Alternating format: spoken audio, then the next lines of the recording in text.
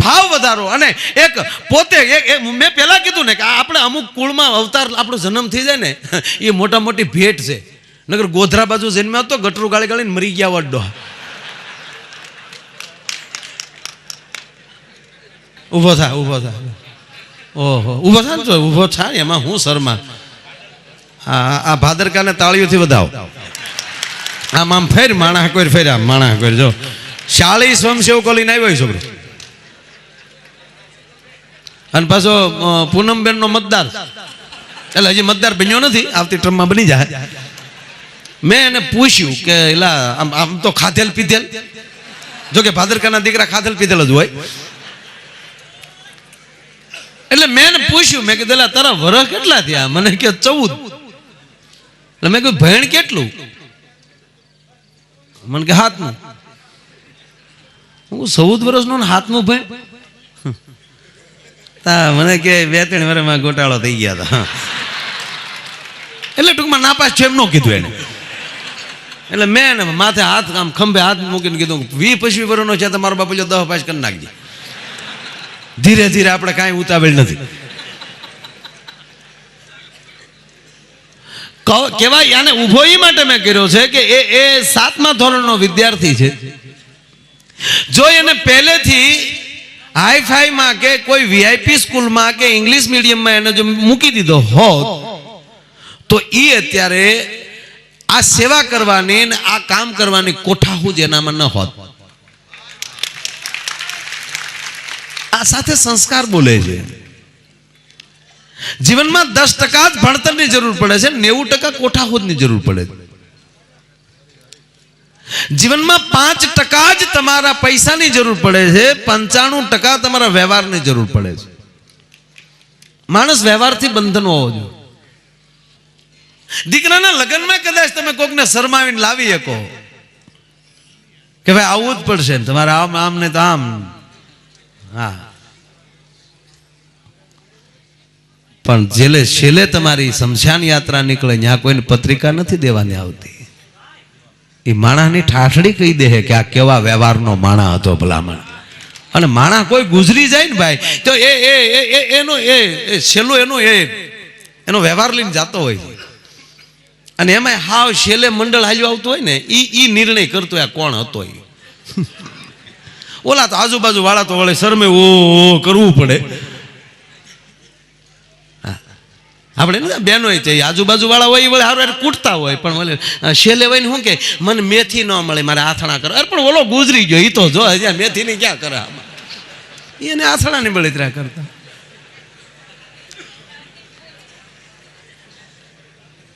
એ શમશાન યાત્રા હાલી જતી હોય ત્યારે એ છેલ્લે જ્યારે જે માણસો જતા હોય એ સાચો નિર્ણાયકો હોય. અમુકની પાછળ હાજર જતા કે ભાઈ ભલે અમારે કોઈ અને વ્યવહાર નહોતો પણ અમારા ગામનો મોહ વયો ગયો, અમારે અડધીક રાતનો હોકારો વયો ગયો. સેવાળાના માણસની આંખમાં લઈ જેથી આહુડા પડી જાય તેથી માની લેજો કે આ માણસ જીવીને વયો ગયો છે. અને અમુકના શેડે નહીં આજુબાજુ વાળા તે કહેતા હોય કે આ બરોબર ટાઈટમાં ગયો રોયો, આ તો એના બાપની શરમે આવવું પડે નકર આ ટાઈટનો ઠરવા કોણ આવે, રામ રામ કરો. બહુ નગર માણા હોશિયાર તો બહુ છે. ત્યારે 4 સવારીમાં મોટરસાયકલ લઈને એક જણો નીકળ્યો, પોલીસે સીટી મારી કે ઉભી રાખ, ઓલે ધડદીને ઉભી રાખ. પોલીસે કીધું કે કેમ શાર બેહાડ્યા? તો ઓલો પાછો વાળું જોઈને કે 5મો કારે ઉતરી ગયો. પીએસઆઈ રાજીનામું દઈને વહી ગયો, નોકરો જ નથી કરવો એમ.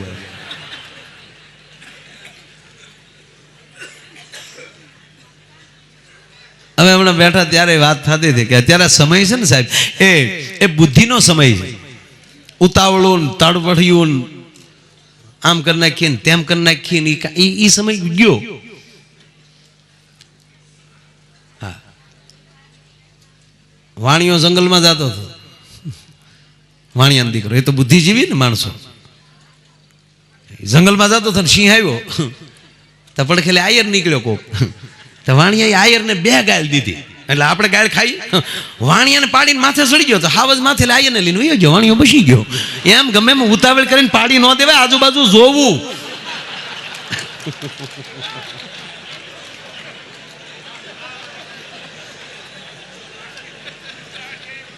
ઘીવાળા હા, આપણે તો આપણે કોઈ ગાલ દે એટલે પાડી દે, પાડીને માથે સડી ગયો, વાણિયો હેઠે હાવજ આવ્યો તો પેલે આયર લઈ લીધો. અને એક તમને કહું, અંગ્રેજીમાં લખો ને આહિર, એ પછી HIR, એમાં જે H છે ને એ જ પ્રાણ છે, ઓક્સિજન છે. એમાં એક કાઢ નાખો પછી વાંચો જોઈ, ખાલી હવા રે.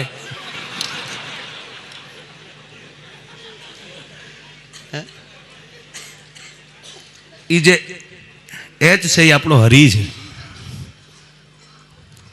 હરિ કહેતા કૃષ્ણ છે. એ કૃષ્ણ છે ને એટલે આ હવાનું ઘર આખું ભરેલું મોજથી બેઠું છે સાહેબ. બાકી એમાં કૃષ્ણ નામનું તત્વ વયું જાય ને ખાલી હવાવું જ રહે. અર્જુન પાસે જે કૃષ્ણ હતો ત્યાં સુધી એનો કોઈ વાળ વાકો ન કરી શક્યો, પણ એમાં H નીકળી ગયો. અને આજ દ્વારકાના કેળે જેથી અર્જુન આવતો હતો એનો એ જ ધનુષ વાળો હતો, પણ સાહેબ કાબાઓએ લૂંટી લીધો હતો. શું કામ? જ્યારે કૃષ્ણ હતો ત્યારે કુરુક્ષેત્રના મેદાનમાં વિજય પામી શક્યો, પણ કૃષ્ણ હટી ગયો. કુરુક્ષેત્રના મેદાનમાં એ ભગવાન કૃષ્ણ સામે જ્યારે એમ કહેવાય કરણ આવે છે, અને અર્જુન છે એ કરણના રથને એમ કે ઠે ઠે ઠે કરતું જ્યાં બાણ મારે તો એમ કહેવાય હજારો જોજન એમ કહેવાય કે રથનો ઘા કરી દે. પાછો અર્જુન સામે કરણ આવીને પાછો એ લડવા મળે અને પાછો કરણ બાણ મારે એટલે 4 તહુ અર્જુનનો રથ જ્યાં પાછો જાય ત્યાં ભગવાન મુરલીધર એમ કહે છે કે વાહ કરણ, વાહ કરણ, વાહ કરણ. 2 થી 3 વાર એમ કહેવાય કે અર્જુનની હાજરીમાં એ કરણને કીધું કે વાહ કરણ, વાહ કરણ. અને ત્યારે ફરીવાર પાછો એમ કહેવાય અર્જુનને સંદેહ થયો ને એટલું કીધું કે હે પ્રભુ, હું કરણના રથને હજારો જોજન ઘા કરી દઉં છું, અને કરણ ખાલી મારો 4 તહુ રથને પાછો અડહેલે છે, ત્યાં તું એમ કે છો કે વાહ કરણ, તું કરવા શું માગે છે?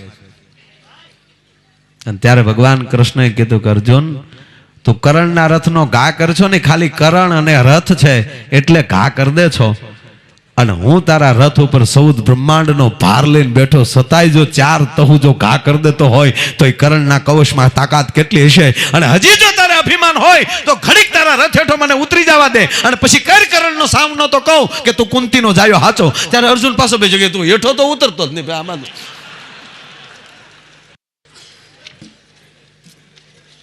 એક ભગવાન કૃષ્ણ જસુભાઈ બહુ સારી વાત કરી કે એ જે, અને હકીકત તો એ છે કે એ જસુભાઈ જે વાત કરી એટલે મને પ્રસંગ યાદ આવ્યો કે જેને શંકરને આપણો સમાજ કેટલો ગમતો હોય છે. ભગવાન શંકરની સમાધિ ખોલાવવા માટે દેવતાઓએ જ્યારે કામદેવને મોકલે છે અને ભગવાન શિવની સમાધિ તોડાવે છે અને કામદેવને બાળીને ભસ્મ કરે શિવ, અને કામદેવ જેવો બળી જાય એટલે એની પત્ની રતિ, એ રતિ આવી અને ભગવાન શંકરને એમ કહે કે મારા પતિનો શું દોષ હતો? એને તો દેવતાઓએ મોકલ્યા હતા અને એને તમે પ્રભુ બાળી દીધા, હવે હું કોને આધારે જીવું? હવે મારો પતિ મને ક્યારે મળશે? અને તેથી ભગવાન શંકરને કરુણા ફૂટે છે. કરુણાનો તો આધાર છે જ, કરુણાનો અવતાર છે. કપૂર ગૌરમ કરુણાવતારમ સંસાર સારમ ભુજગેન્દ્ર હારમ સદા વસંતમ હૃદયારવિંદે ભવમ ભવાની સહિતમ નમામી. એ ભગવાન શંકરને એમ કહેવાય એ કરુણા નિધાનને કરુણા ફૂટી માથે હાથ મૂકીને એટલું કીધું, બેટા મને માફ કરી દેજે દીકરી, પણ તારા પતિને મેં બાળી દીધો છે. પણ આજ કૈલાસના ખોપરા ઉપર બેઠેલો શંકરને આ સમાજ કેટલો વાલો હશે, મારું કહેવાનો અર્થ. ત્યારે શંકરે નજર નાખી સૃષ્ટિ ઉપર અને એટલું કીધું રતિને, બેટા રતિ, જબ જદુવંશ કૃષ્ણ અવતારા. જ્યારે ભગવાન કૃષ્ણને, હું ભગવાન વિષ્ણુને એમ કે તું કૃષ્ણ બનીને જા અને જદુવંશમાં અવતાર લે. અને ત્યારે એની ઘરે દીકરો થઈને, કૃષ્ણના ઘરે દીકરો થઈને તારો પતિ અવતરશે. આ એટલા વર્ષો, હજારો વર્ષ પહેલા કૈલાસના ખોપરા ઉપર એમ કહેવાય કે ભગવાન શંકરની જીભે કોઈ સમાજ એમ કહેવાય કે રમતો હશે તો એ આહિર સમાજ હશે, એ યાદવો હશે, એ શંકરને કેટલા વાલા હશે. અને જે ભગવાન કૃષ્ણને ઉછેરીને મોટા કરી દે એટલું નહીં, જુનાણાને તકલીફ પડે ત્યારે રા માટે પોતાનું માથું દઈ દે અને એ રાજાને અને એમ કહેવાય કે એ મહારાણી નહીં પણ દેવાય બોધરનું આયરનું એક ઘર દેખાય નજર સામે કે ન્યા મોકલી ગયો મારા દીકરાને. આ સમાજ ઉપર ભરોસો કેટલો હશે તમે કલ્પના કરો યાર, કેટલો એને ભરોસો છે. એ મથુરાની જેલમાંથી હુંડલો નીકળી જાય તો ભરોસો હોય કે નંદને નેહડે પગાડી ગયો. કંસના બાપની તાકાત નથી કે એમ કે નંદને નેહડે જઈ શકે. કાળ માણસ હતો છતાંય જો એને ભરોસો બેહતો હોય. મોરબીના કુંવરને લઈ બે આંગળીમાં બે કુંવરને લઈ અને મોરબીના મહારાણી નીકળે અને દહીસરાના ઝાપામાં નીકળે ને સાહેબ ભોજા મકવાણા આયરનું મકાન એને યાદ આવી જાય કે અહીંયા વયા જાય તો કોઈ દુશ્મનોની તાકાત નથી કે આયરની ડેલીમાં દાખલ થઈ ગયા પછી અમારા દીકરાનો વાળ વાકો થાય અને ભોજા મકવાણા નામના આયરની ઘેરે માણા હોઈ ગયા. આવા એક થી ઇતિહાસો ગણવા બેહીએ તો 750 ઇતિહાસ છે આપણા. બીજા સમાજે આ સમાજ ઉપર ભરોસો કર્યો છે. હવે એક સમજાતું નથી કે એ એટલો બધો ભરોસો કરનારો અને એટલા બધા આપણે એ આહિર સમાજ આજ આપણને હારી સોસાયટીમાં ભાડે મકાન કોઈ ન આપે. અમારી વેદના બોલે છે ક્ષમા કરજો. એવું શું આપણામાં ઘટવા મળ્યું કે આજ બીજો સમાજ આપણી સામે ભરોસા મુક્તો ભૂલી ગયો છે અને આપણે એમ કે અમે ઉજળિયાત સમાજ સિવાય રાખતા નથી તો આપણે ઉજળિયાતમાં પણ વયા ગયા. મારા યુવાનોને ખાસ કહું છું મિત્રો, વડીલો જે જીવી ગયા એવું આપણે તો નહીં જીવી શકીએ. એ કાંઈક ખુમારીથી જીવ્યા હતા. પણ આ યુવાનોને એટલું કહું કે હવે એવી સાપ ઉઠી કરો કે આયરના દીકરા ભેગી ભાગીદારી રાખવામાં કોઈ દી વાંધો ન આવે. એની ભેગા ભાગીદારે થઈ જાઉં ને તો કોઈના બાપની તાકાત નથી કે એ કોઈ બીજો માણસ પણ આપણો સાળો કરી શકે. બસ એવો ભરોસો વાહ વાહ તો પછી કરજો, એવો ભરોસો ઊભો કરો યાર. વાહ વાહ મોયાભાઈ જમી ગયું જમી. રિઝલ્ટ આવે ત્યારે જામ્યું કહેવાય. આનું પરિણામ આવવું જોઈએ. અને એક વાત તો ઇતિહાસો તો બન્યા જ છે ભાઈ. એ શંકર જો યાદવાનું નામ લેતા હોય, ભાગવતાકારીઓ એમ કહેવાય યાદવાનું નામ લેતા હોય, અને રામાયણની અંદર રામા અવતારમાં ભગવાન રામ જો યાદવોને કહેતા હોય મેં અહીર નીજ તુજ દાસા. હું અહીર, જ્યારે અહીર શબ્દ વાપર્યો છે 20,000 વર્ષ પહેલા જે આગળ છે. આમ તો શબ્દ અહીર હતો પહેલા. અહી નાગનો આપણો જે શેષનારાયણનો દીકરો અહી, એમાં પછી 64મી પેઢીએ નંદ થયા. એમાં બહુ ન જ હોય. આપ બધા પેઢીઓ જાણો છો. આપણે આપણી વાતો શું કરવી પછી.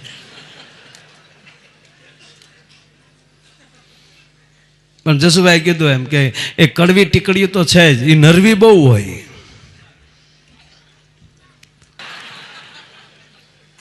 બેન આ દ્વારકાધીશના મંદિરમાં, મૂળ મંદિરમાં આ પૂંજારીઓ મને એટલો લાડ લડાવે કારણ કે એ આપણા બાપને લાડ લડાવે. એવો શૃંગાર સજાવે ને આમ ને તેમને. બોલો કાનુડો પણ સવારના પોરમાં મંગલા આરતીમાં અને એક સંધ્યા આરતીમાં બે ટાઈમ આ પૂંજારીઓ ભગવાન કૃષ્ણના હાથમાં મોરલી આપે. હું કામ? રાધાની યાદ દેવરાવે.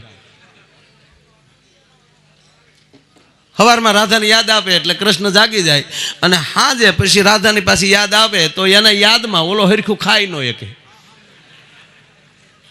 ગઈકાલે મૂળ વાત એ કરતો તો ગઈકાલે ભગાભાઈ બધા હતા એ ભગવાન દ્વારકાધીશના નિજ મંદિરમાં એની સામે 8 થી 10 પ્રોગ્રામ કરવાનો મને લાભ મળ્યો. આ ત્રીજો ચોથો પ્રોગ્રામ એક પંડિત જસરાજજી આ નિજ મંદિરમાં ગાયું છે અને એ પછી કોઈ ગાયું હોય તો આ તમારા માયલાએ ગાયું છે સાહેબ, કૃષ્ણની સામે. એટલે કાલે મેં પ્રોગ્રામમાં એમણે વાત કરતા કરતા ભગવાન કૃષ્ણમાં હાથ જોડીને કીધું હતું બાપ કાલે અમે બધા ભેગા થાય છે. જેવી જસુભાઈએ જે આ કાર્યક્રમમાં કીધું હતું ને એ જ રીતે મેં કીધું કે કાંઈ અમારા દૂષણો હોય તો તું લઈ લેજે પણ અમને હપ દેજે. અમે અડધો રોટલો ખાઈને જીવી જાઉં પણ અમારા ભાઈઓ વગેરે અમે નહીં જીવી શકીએ એવો અમને તું પ્રેમ દેજે. તારી પાસે અમારે સંપત્તિ નથી જોતી, સંપત્તિ તો તારી કૃપા હશે તો કોકનો કાઠલો પકડીને લઈ લેવું ભલામાં. પણ તું અમને એવો હપ દેજે, એવી કૃપા દેજે. કાઠલો પકડીને એટલે જે તમે જૂનું ગણો છો એ નહીં, ધંધા માટે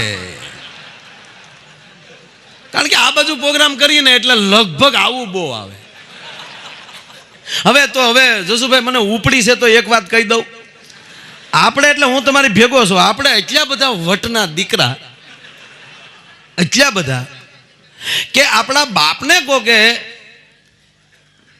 ઠપાટ મારી હોય, હવે અવર જવર ઓછી રાખજો ભાઈ, સમજો કો ખાસ હવે કહીને ત્યારે જ 2 કલાકમાં કાંઈ કોઈને તરસ એટલી બધી નહીં લાગી જાય.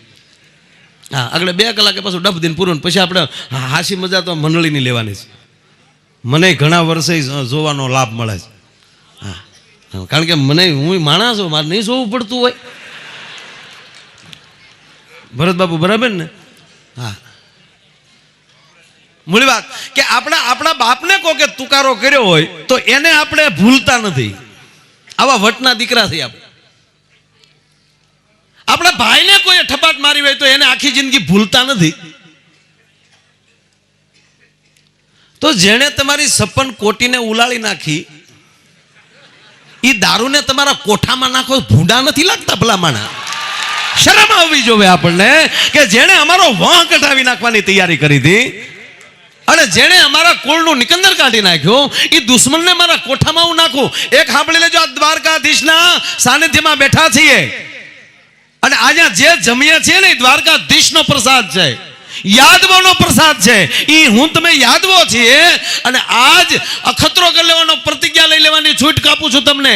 અખતરો કરવાની છૂટ આપું છું કે કોઈને આવા લખણ હોય અને જેણે આ ઠાકોરનો પ્રસાદ જેના કોઠામાં નાખ્યો, એ આજ પ્રતિજ્ઞા લઈ લે કે આજ પછી હું મારો કોઠો નહીં અપડાવું અને 6 મહિનાની અંદર પરમાત્માની 3 ગણી જો પ્રગતિ ન કરે સાહેબ તો હું ગાવાનું બંધ કરી દઉં. આ દ્વારકાધીશ છે ભલામણ.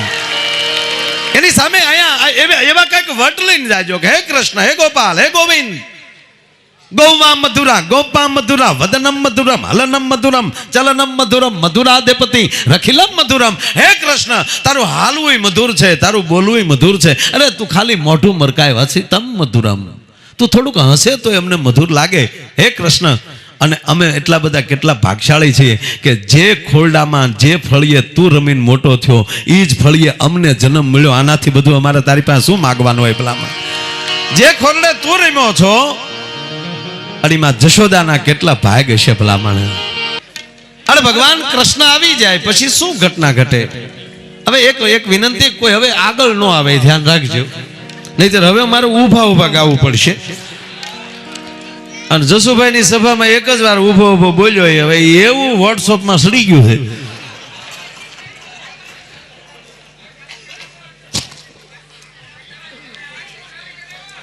હવે હાલ છે ભાઈ, હવે કાંઈ આમ જો આમાં હવે બહુ શીબા ઉષા કરશું મને નથી લાગતું કે, પણ હવે કોઈ નવા આગળ ના આવે એનું ખાસ ધ્યાન રાખજો.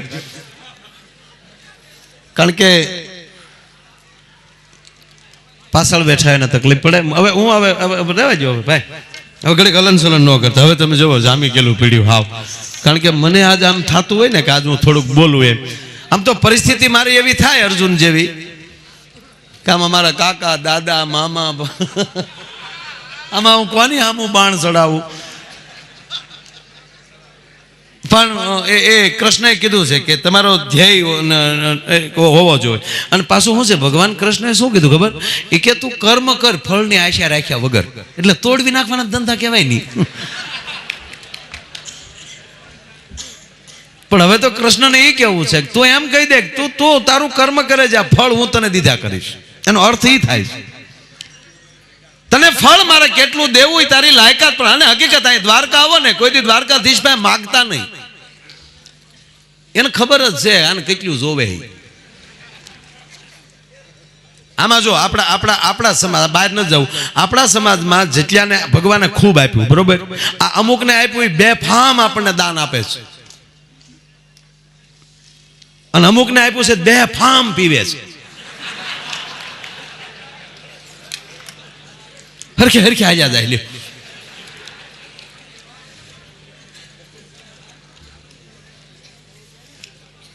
પણ તમે જેવા દાન આપો છો, તમારી લક્ષ્મીને તમારે પવિત્ર કરવી હોય તો એને જ એક દાન આપો, જેથી કરી અને એ લક્ષ્મી એવી આવશે કે એ સદમાર્ગે જ વપરાશ. કૃષ્ણ પાસે મૂળ વાત જે કરતો તો કૃષ્ણ પાસે કોઈ દી માગતા નહીં. કૃષ્ણ પાસે એટલું જ માગજો કે હે કૃષ્ણ, હે પરમાત્મા, હે વસુદેવ, હે વસુદેવના દીકરા વાસુદેવ, તારી પાસે અમે એટલું માંડીએ દ્વારકાધીશ કે અમારી પાસે જે તું સંપત્તિ દે ને એ કાયમ સમાજ માટે તારા કાર્યમાં વપરાય એવી જ અમને દેજે, નહીતર તું અમને ભૂખ્યા રાખજે. અમારી સંપત્તિથી કોઈના આહુડા પડે કોઈની આંખમાં એવું અમારી પાસે ન કરાવતો. અને ત્રીજી વાત એ છે ભાઈ કે એ તમે એની સામે જાઓ ને તો એક્સરે જ લઈને બેઠો છે, કેમેરો નથી એની પાસે. કેમેરો છે પણ એક્સરે જ કેમેરો છે. આ કેમેરા છે ને આપણે બહાર કેવા છે એવા જાણી લે. હમણાં એક ભાઈ મને કહેતા, મને કે માયાભાઈ કેમેરા બદલાઈને મરી ગયો, પણ એ કે મારો ફોટો હારો ન આવ્યો. પણ હું કહું તું મોઢું ધોઈ લે ને, આ કેમેરો શું કરે એમાં? ઘણા કેમેરાના વાક કાઢે છે કે હું કેટલા ફોટા પડાય, મારો ફોટો. આ દ્વારકાધીશ સામે તમે જાઓ, કાલે વાત કરીને આજ કહું તમને કે એની પાસે માગતા નહીં. આપણો બાળક જે છે એ 6ઠું ધોરણ પાસ થઈ જાય અને 7મા ધોરણમાં આવે એટલે આપણે નક્કી જ કરી લઈએ કે એને 7મા ધોરણના જ પુસ્તકો લઈ દઈએ આપણે. પણ એ છોકરો એમ કે મારે 12માના લેવા છે, તો તમે લઈ ગયો ખરા? અને 12માના લઈ દઈએ તો એ વાંચીએ કે ખરો? એમ આપણો ક્લાસ વધારો, આપણું ધોરણ વધારો એટલે ઓટોમેટિક મારો બાપ દે કે હવે અમારા છોકરાને આ ધોરણની જરૂર છે, હવે મારે આ છોકરાને આ ધોરણની વધારે જરૂર.